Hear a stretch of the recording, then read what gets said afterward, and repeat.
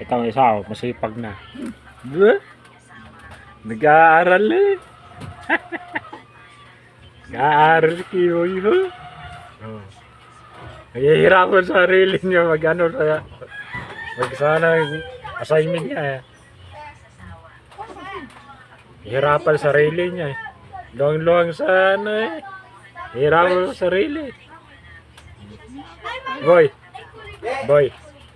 Ano masasabi mo, boy? Sa mga kaklase mo, boy? Mag-aaral mabuti, hindi? Ha? Mag-aaral mabuti? Kita ka daw. Tingin daw. Akin.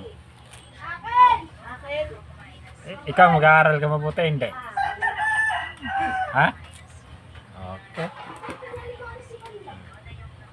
Ano masasabi ng note sa'yo? Ha? Tingnan natin nga sa'yo niya. Ayaw patingin.